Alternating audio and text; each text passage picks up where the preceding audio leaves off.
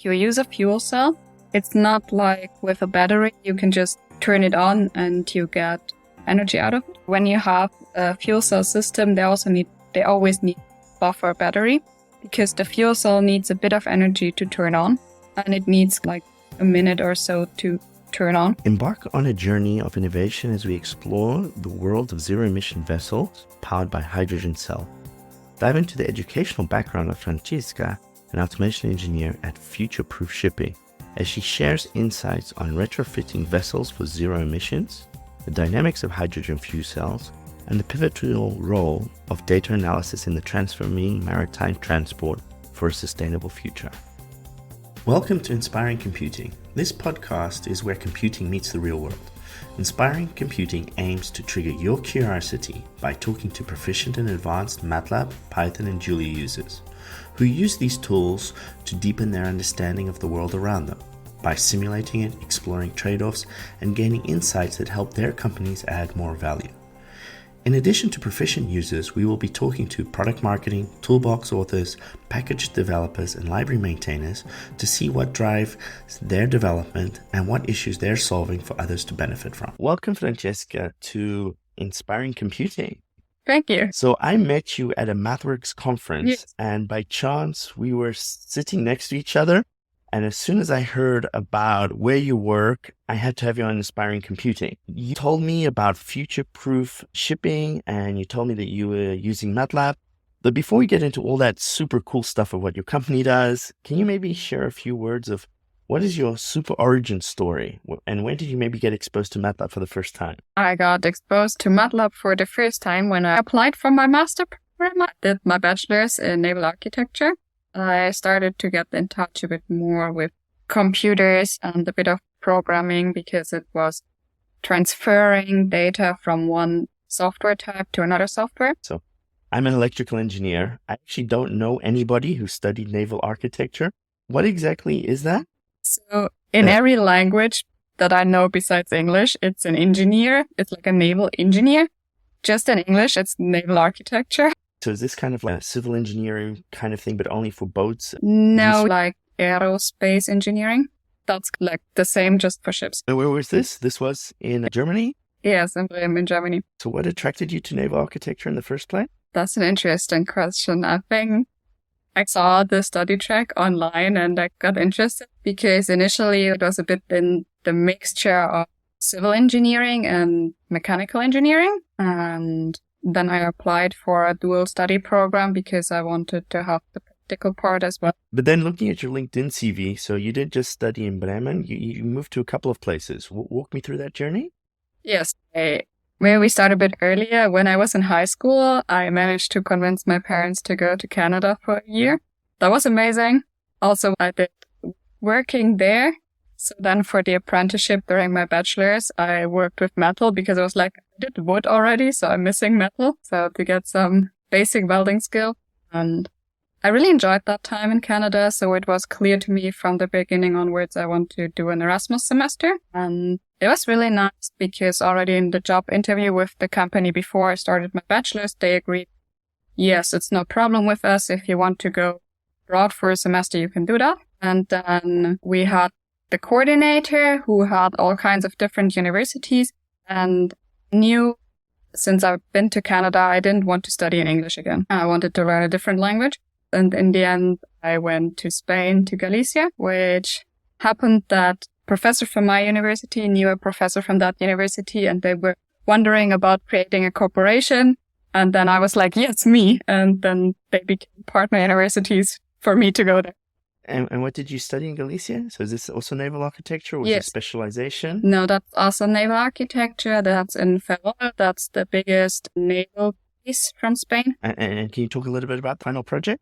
My final project was about transferring 3D structures from NAPA, which is a very concise naval architecture program, to CATIA. But your academic journey didn't quite end there, if I see correctly. So you had a few more stops. Yes, as I said before, I became interested in learning more about computers, and I found online this European study program, Marine and Maritime Intelligent Robotics. I was super curious. I was like, okay, so I can learn more about this whole AI computer part while still keeping in touch with the ocean. I was lucky I got one of the scholarships for the program. So then to France for a year and afterwards to Portugal, which was super exciting because it's under the Mundus program. So that means in every master's year, there can be a maximum of 3 students from the same country. So it's like super diverse. So we have people from every continent in the world, which makes it really interesting. And what did you study there? This is a whole new world for me, right? So maritime robotics. Walk me through what that actually means. Maritime robotics, in the sense you see it, we are talking about small vehicles that can go on their own through the oceans. What you can imagine is like a small tube and it just floats through the ocean. It has sensors on it. And through these sensors, it knows where it is. So one of the common points is that nowadays we look at our phone, Google Maps tells us I'm here. But this position comes through GPS, and GPS only works through air. Once we are underneath the water surface, you can't access GPS anymore. So these devices need different sensors to be able to know where they are. So it's a bit like autonomous vehicles. Like we know autonomous driving is a big deal. And there's a whole bunch of challenges associated with that. And one might think in the ocean, life is easier because there's less obstacles. But maybe there's a few other physical challenges, like there are waves, for one. You got buoys maybe on top. And if you want to localize yourself in the ocean with currents, which you can't really see, and maybe the maps are not that well defined and an absence of light, I'm assuming that this problem becomes more and more interesting. And that's why you studied robotics as a way to control the exact positioning of underwater autonomous vehicles. Is that it? Yes, absolutely. So if you have a car going autonomously on the street, you can still see its position and maybe even access it with a remote connection. If your vehicle goes underwater without a cable, you can't. It's possible to communicate if you're close by, but mostly you want it to go alone, and then once it pops to the surface again, you're like, okay, that's where I'm going. Yeah. Right. Because so you also bring up another thing of like communication, right? So underwater communication so it's not as easy, right? So it's not like you can point a laser and light travels in a straight direction, I guess, with the salt and salinity, and I guess these things bend, right? I guess we learned this with Snell's law or something. So you studied maritime robotics in France and in Portugal. Yes. And is this where you started? Did you use MATLAB here, or was this? Yes, we met Python. Yeah. And can you describe a little bit of how you were using these two technologies? We used MATLAB for flow parts of the ocean. So, for example, we had one course where it was about seeing through currents where particles drift, because you have the underwater vehicles that have a propeller, so they move on their own. But you also have floaters. They're not self-propelled. You just throw them in the water and they go with the current. So you want to know in advance where the current goes to know where to drop the floater. So how do you model that? Do you get statistical data? Are there databases that you can pull from? You have lots of data on that online. So you completed your degree, right, through multiple locations, studying variations of naval architecture, maritime robotics, different countries. And then how did you end up in future-proof shipping? Tell me more about that journey. I wanted to stay in the maritime field, and I wanted to also work with new technologies. And future-proof shipping has these, 2 zero-emission barges. So that's like a front-running technology, and I wanted to be part of it. They needed an automation engineer, and they knew they needed someone who knows a bit about programming, so I applied, and I know a bit of programming, so I fitted quite well. But since I also have this background in architecture, she knows how to program, but she also knows what it is. Perfect. So maybe to take a step back, future-proof shipping. It's been in the news a bit in the Netherlands, but for those who haven't maybe heard of the company, can you explain a little bit better what you guys do and why it's so special? Yeah, we're a ship owner. We also do a bit of consulting.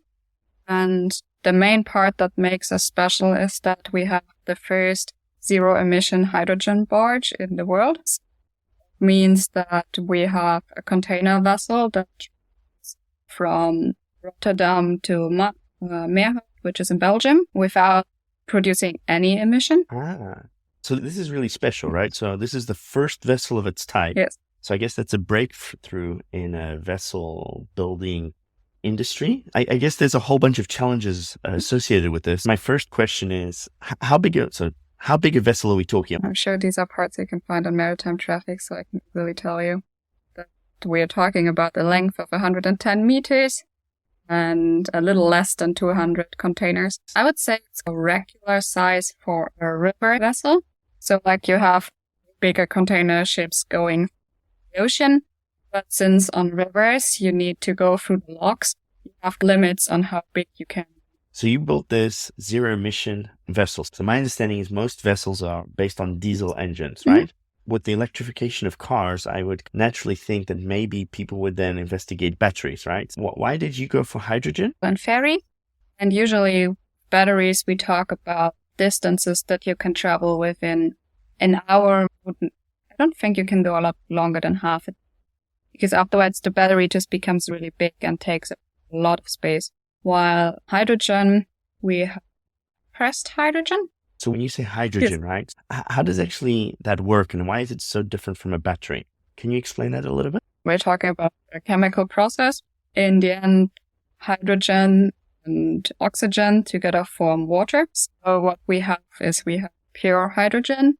We need some air from around us, and then that goes through the fuel cells. That is a electrochemical process. And in the end, what comes out of our vessel is just water, like in a gas form. So just for my understanding then, so the idea when people say hydrogen fuel cells, what they're really talking about is it's not that you're just sucking in air, but you actually have compressed hydrogen stored on board that gets released. It's almost, I guess you could say, instead of releasing petrol or gas, you're just releasing hydrogen. But this is actually safe for the environment in the sense that there's no real pollutants or emissions coming out. And the only thing that comes out is energy and water.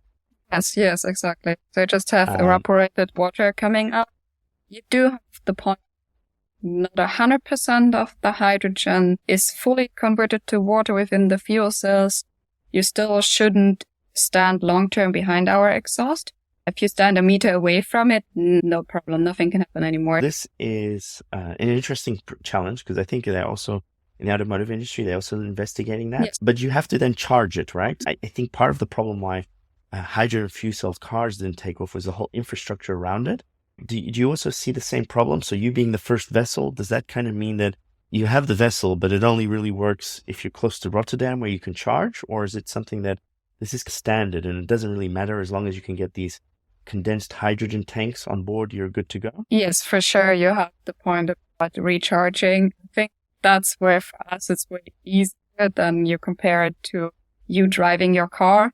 Because in the end, we have a fixed route that we just travel from A to B and back.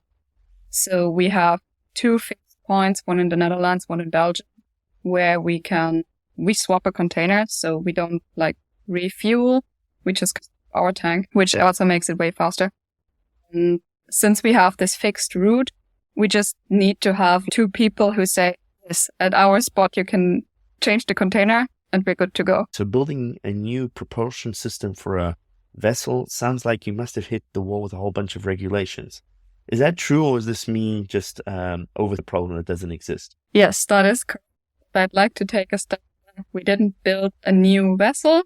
We took an old vessel and retrofitted it, which again, it's way better for the environment to keep working with a vessel that already exists. Because a ship can be used for tens of years, no problem. Oh. So all the vessels we own are at least 20, 30 years old.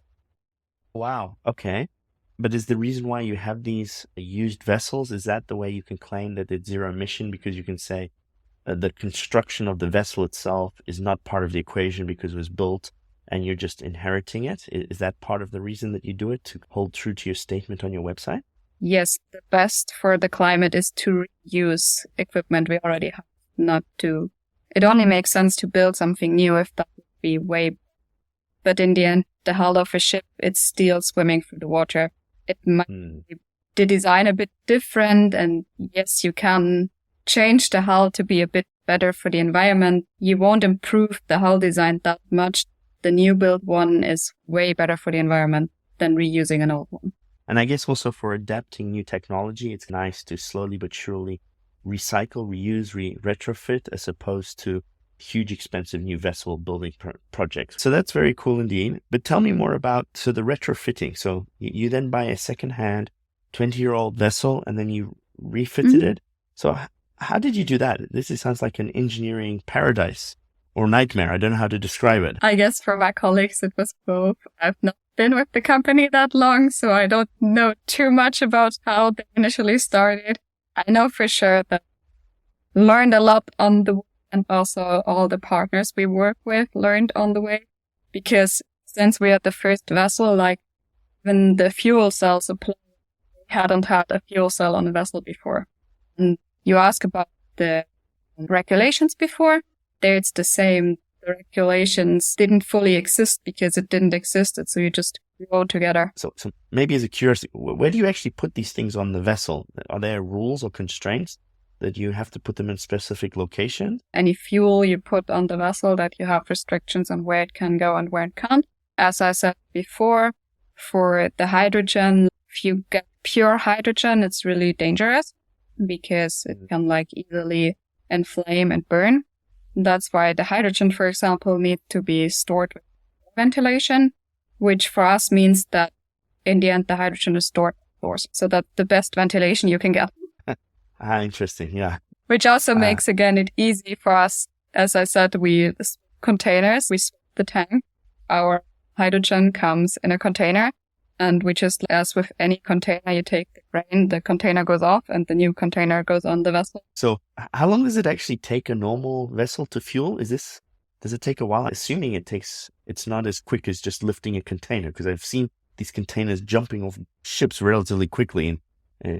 Yes, I guess fueling a ship usually takes longer. At the same time, the vessel is never at a port to just take off one container.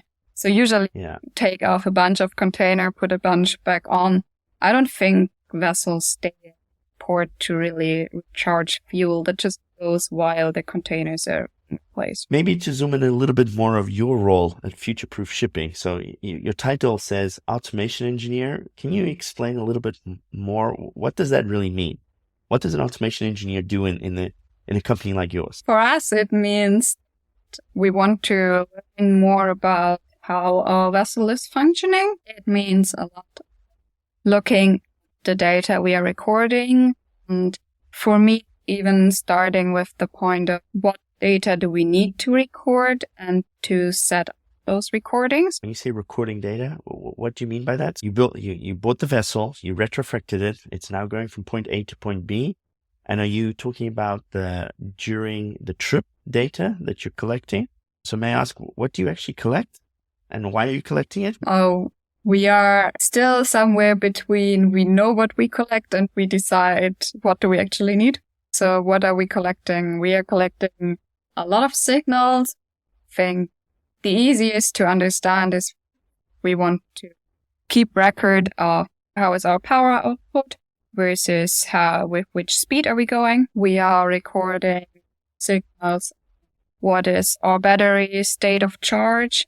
Because I think we didn't talk about that yet, that if you use a fuel cell, it's not like with a battery, you can just turn it on and you get energy out of it. When you have a fuel cell system, they always need buffer battery because the fuel cell needs a bit of energy to turn on and it needs a minute or so to turn on. So for us, it's really important to make sure that we always have some energy in that battery. At the same time, it's the same. You cannot just turn on and off the fuel cell all the time. So if you have variations in the power output you need, you have the battery there as a buffer. So we also want to make sure that the battery doesn't get charged too high, that we can't store more energy there. So there's more steps to this process than I initially thought. Okay. And then, but the idea of you measuring it, is this for lessons learned for future vessels so that you improve your design? Or is this more for security purposes and just to make sure that everything's okay and you don't want your investment to be stuck somewhere or something like that?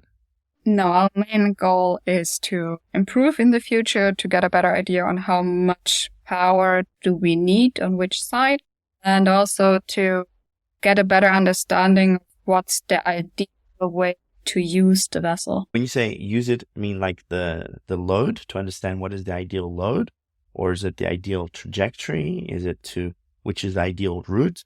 I'm guessing currents also play a role here.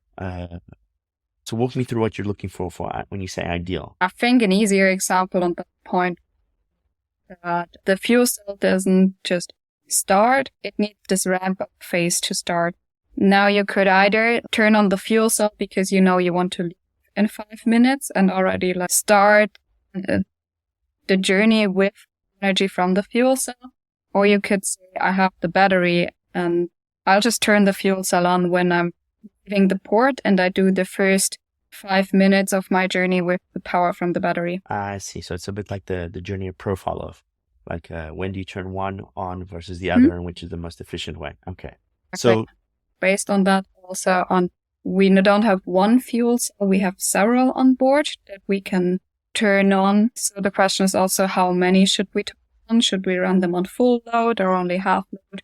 And compare these kind of things. Okay, so that's your role to bring all of that in, decide what information needs to be logged, how to log it. Then I guess you post-process it, or are you processing this in real time, or is this kind of an activity every time the vessel does a journey? There's a whole bunch of SD drives that you then go and collect and post-process it afterwards. How does that actually work? Yes, we're currently looking at post-processing. That has the point that they're still working on putting a regulation that you are allowed to have real-time access to the vessel. As hydrogen is so new, the classification societies, they need to approve that your vessel is safe to sail. They said initially, we are a bit scared of someone having access to your vessel and then just exploding the hydrogen. They initially said, no, you cannot have outside access to the vessel at all. Currently, our system means that we call the vessel and need to attach the computer to the system for us to retrieve the data. We do not have permanent access. You're collecting data. Can you go a little bit more into detail of exactly what you do on a day-to-day? Yes. So on a normal office day, start the computer. And right now, I think we talked a bit about that our data collection system is the beginning. So I usually start with loading files into MATLAB. And while the computer is working, I'll go and grab a cup of tea. So how big a data are we talking about? Is this gigabytes, terabytes? How much data are we talking about here? So for one day, we are at around 200 megabyte, but usually I load 7 days. I see. You load the data into MATLAB, you get a cup of tea, and then what happens? And then I get started depending on what we're focusing on right now. I would, for example, see so usually around every 2 weeks, sometimes every week, we get the data from the past days. And then I'll check on, so until now, the current life expectancy battery would this amount, and I'll see based on the data we had now from the last 2 weeks, if our estimation is still the same, or if we need to adapt there to get a better idea. Okay, how is it going? And also we tend to check. So we make an assumption today in 2 weeks, our state of health should be around this level. And so when we get the data after these 2 weeks, I'll check. Are we there? Are we better? Are we worse? And in the beginning, we got this normal curve that it dropped a lot and then it got a bit better. So in the beginning, since we had a straight assumption, it was we're doing way better than expected. Nice. And after a few months, we got to the point that, so slowly our prediction becomes closer to what is actually happening.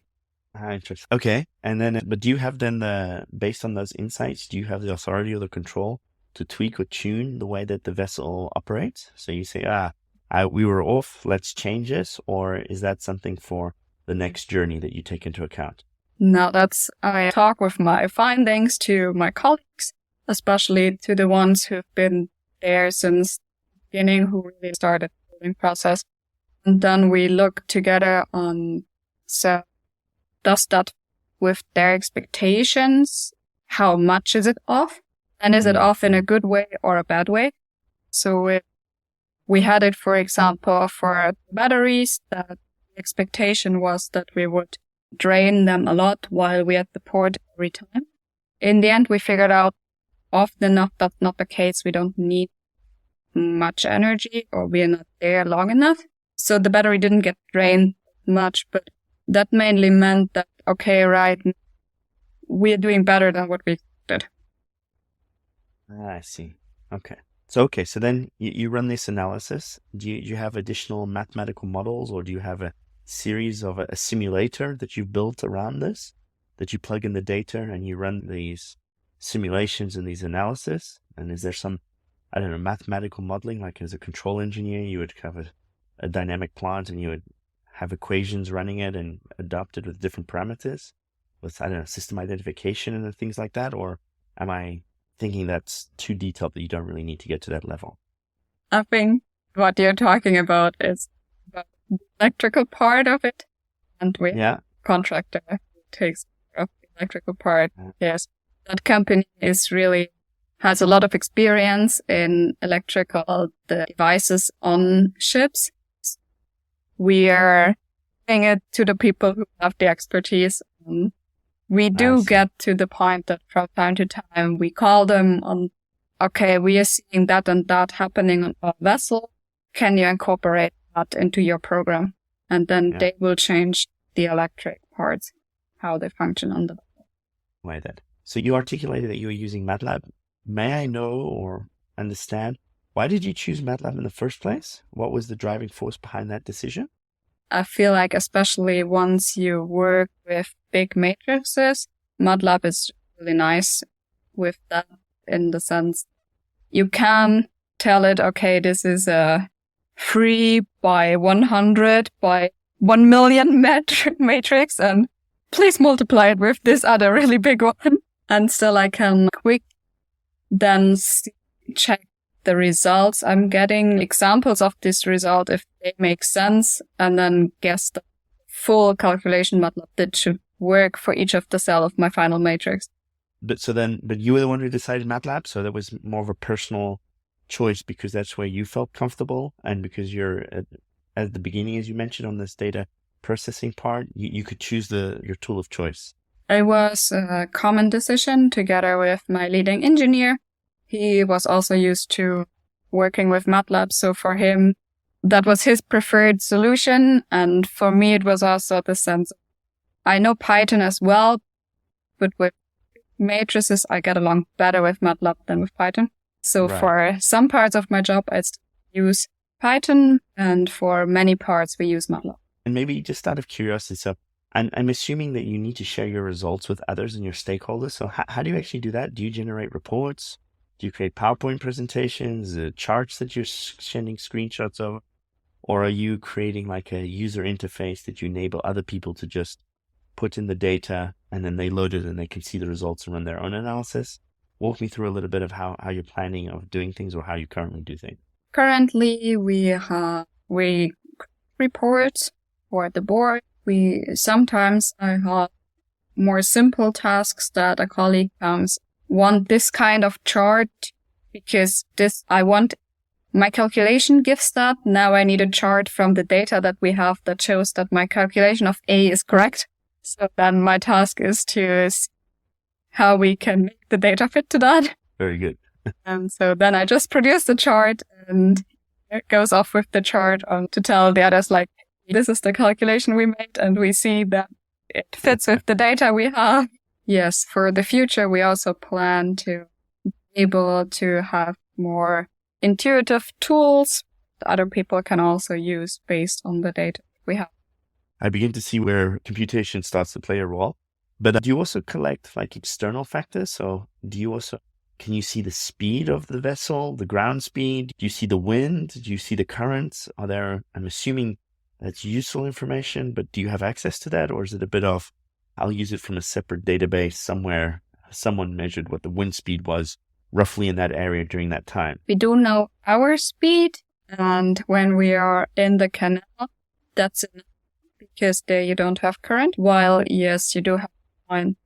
Once you get out of the canal, you need the current to get a real idea. So maybe we need to hear that the vessel hasn't been in the water for a full year yet. So we don't have that much data yet, and we are still in the phase to understand what is going on.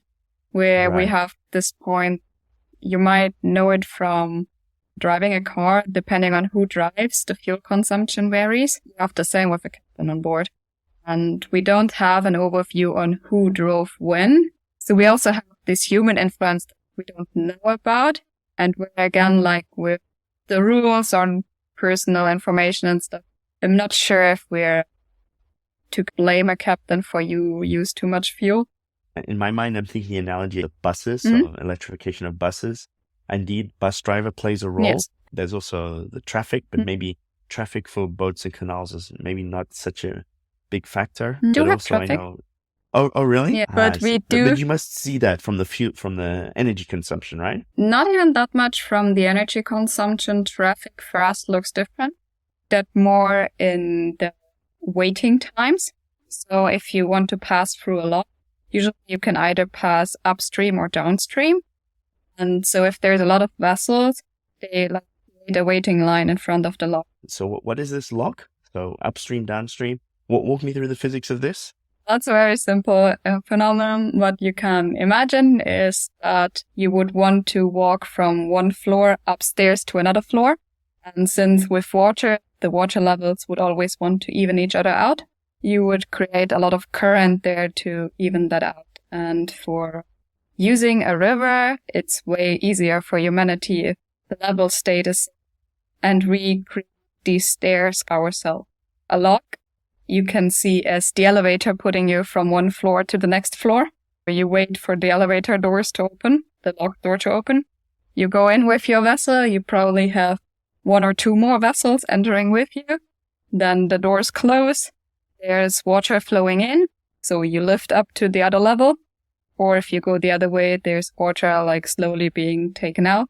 You go down the level. And then the doors on the other side open and you can continue sailing. How many locks does your vessel have to go through on the trajectory you described? We are going through 4. Actually, you can even see them on Google Maps. If you would follow the vessel on Maritime traffic, you could see when it passes the lock. So there's a whole bunch of engineering challenges associated with water, which people maybe take for granted. Some weeks ago, I had to take the car to Belgium. I think it was last year, because the people of the lock were on strike. If your elevator is not working, you don't get from one floor to the other. Couldn't sail because the people of the locks in Belgium were on strike. So how did you fix that? How do you on your little car, how do you go and move a ship with 200 containers? How does that work? No, I just needed something from the vessel and I was supposed to meet it here in the Netherlands. And then it was like, no, sorry, we are in Belgium and we don't know when we will be able to move again. So you're not just behind your desk like maybe what a data analyst or a data scientist might think of as a automation engineer. You actually have to physically go to the ship and collect it, right? Wow. Yes, I do go from time to time. I was supposed to go today, but the vessel is late. Since I'm here now with you, I can't go today. Oh dear, I'm sorry. I didn't mean to be intruding on this process. It's not your fault. They were supposed to be there at 11 a.m. So you said you have one vessel, or do you have multiple vessels? How many vessels does future-proof shipping have? Our company owns 4 vessels, and 2 of them are retrofitted already, and the other 2 planning to be retrofitted. And each of these vessels, is it always a fixed route, or is this the idea that you want to start mixing and matching the routes, or is it really engineered specifically a retrofit for a particular route, which is going to last for the next, 5-10 years or something? Point on that is not too much about how we're engineering like propulsion system. Okay. I think I mentioned before that we have the lock and the vessel needs to fit in. Currently, the route we're taking, we're that long that there can't be a vessel in front or behind us because we're going with barge. So you can imagine we're taking another ship with us. It doesn't have its own propulsion system. So we're pushing another ship with us. And that way we are that long that there's nobody behind us or in front of us that would fit in the lock. We just fill the full length. So that limits us to where we can go, while at the same time, the vessels that are not yet retrofitted bigger than the ones we have retrofitted.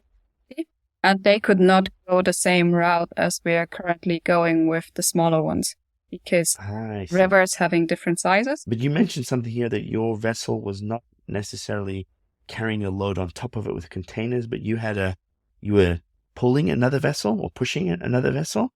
I'm assuming for your log and your energy consumption, that's a world of a difference. That must make your math harder, or no? No, it doesn't, because we just talked about it the other, that if we have data without the push barge, we don't. We just always take the push barge with us. So all our data is on our vessel plus push barge in front.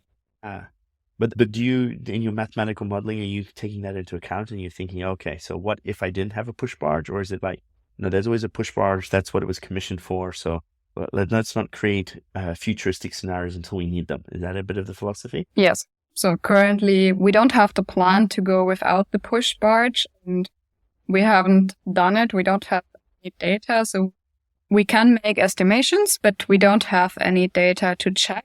And also part of my work is to check after things happened if what my colleagues estimated in the beginning was correct or not. So when you say your colleagues estimated, so is this the group of people who did the spec design of the vessel itself and saying this is its trajectory and what it will consume? Yes.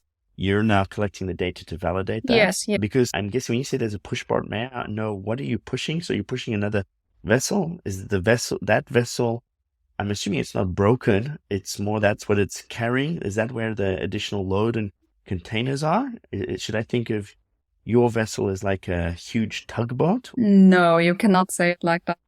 So I said before that there's a little less than 200 containers and they are on our vessel.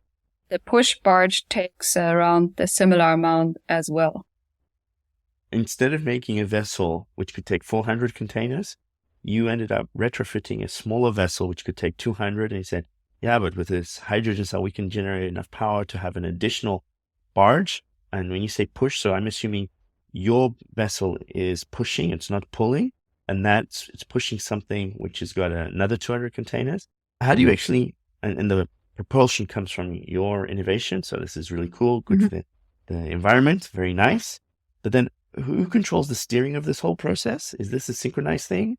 Is it the boat in the front which does the steering? Is it the boat in the back that does the steering? It's a combination. How does that work? Yes, it's the boat in the back. That's the steering. So in the end, you still have a normal container vessel. So the captain more or less is at the end of the vessel, seeing up until the front what's going on. What we do have is that there is cameras to help the captain see what's going on. It's not like an automation thing that it's predetermined that everybody, like train systems, right? Yes. So there's high level of automation that humans are just checking, but everything is pretty much pre-scheduled, pre-organized. That's not the case for ships and vessels, because I'm assuming their trajectory is not predictable, or is it just not the way the ecosystem develops? It is predictable in the sense, kind of like a train, you cannot go off track. Yeah. It is not predictable in the sense that there isn't a centralized organization deciding when each vessel has to be at which station. Like you would have the train schedule on like, when is this train in Rotterdam? When does it reach Amsterdam? I see. Okay. So why doesn't that exist? It seems that would be a sensible thing to have. Or are there just too many stakeholders at the table to make that a reality? Yes, there's too many stakeholders. You can compare that better with each of us owning our own car, and nobody can make a plan. Hey, you, Franziska, go from A to B at 7 a.m. and then your neighbor goes at 7:10 to make sure we don't have traffic jam. Okay. So actually, we don't, if I go to the vessel, I don't in Rotterdam, I go in Alblasserdam, which is like a small city town next to Rotterdam. But so the port in Rotterdam, as you said, is super busy. So it's quite difficult to like make sure you get to the right vessel at the right time. While if you're in Alblasserdam, it's a very small terminal. They have a maximum of 2-3 vessels there. So you just go there and it's like, I want to go to that one. And they're like, Yeah, it's the left one. Just go. Interesting. Yeah. So I guess there's there's a big difference between the large Yes. arbors versus the smaller ones. Yes. So now that I'm beginning to visualize a little bit more of this and the MATLAB and the calculations, I think that's very interesting. But more this whole idea of a zero emission vessel, I think it's really inspiring for the world. But can you maybe give me a few hints of what's to come next? So as you're buying more vessels and retrofitting them, I'm assuming you're learning lessons and figuring out new things that the first time around that you just didn't think of, just like any engineering project. Can you maybe give me a bit of a inside scoop of where things are going? And is this the way that all vessels will be moving towards, or is it too soon to tell? We do not yet know which will be the fuel that we'll see at every vessel in 100 years, because there's still different approaches. For our company, you can say that we started with the smaller vessels. We have 2 bigger, also for river designed vessels, and we're looking at short sea, so where you have a bit more waves and stuff going on, but still not traveling like from Europe to America. I see. So yes, we started with a smaller vessel and we're looking at bigger ones. So I'm curious was it the zero emission part that got you hooked on future-proof shipping, or was it a pure chance? So how did you actually find your way to the Netherlands? From your name and your accent and your education, you're German, spent some time in Canada, France, and Portugal. Were you just like ticking off countries in Europe and said, hey, I want to go to the Netherlands? I haven't lived there before, right? So how did you find yourself to the Netherlands?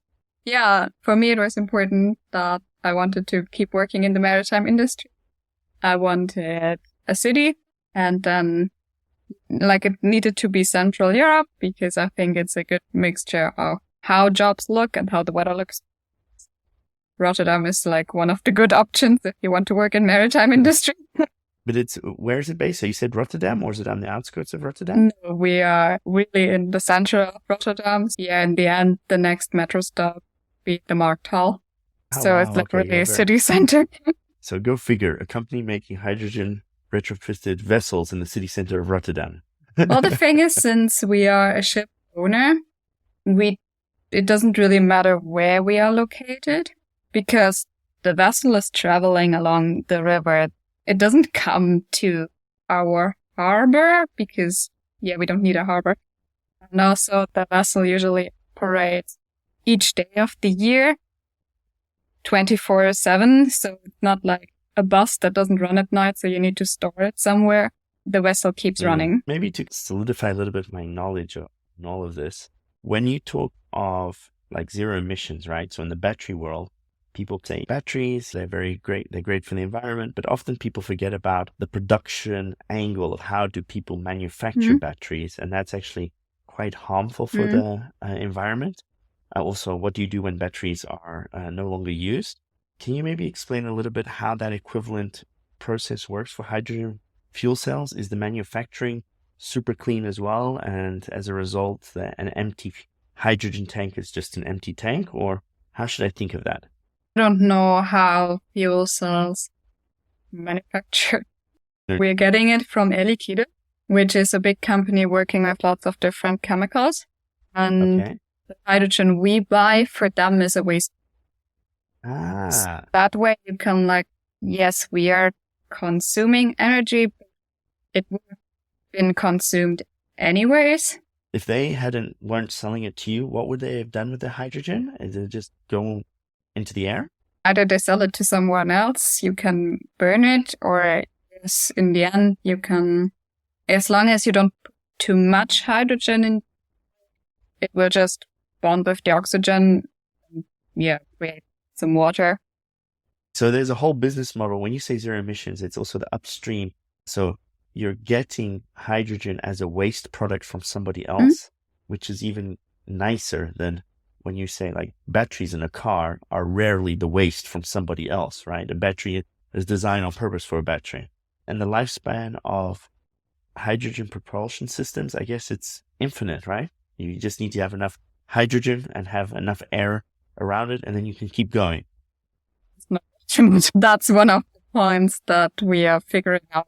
It's part of my data analysis to get a better understanding on how long can we use a fuel cell until we need a new one?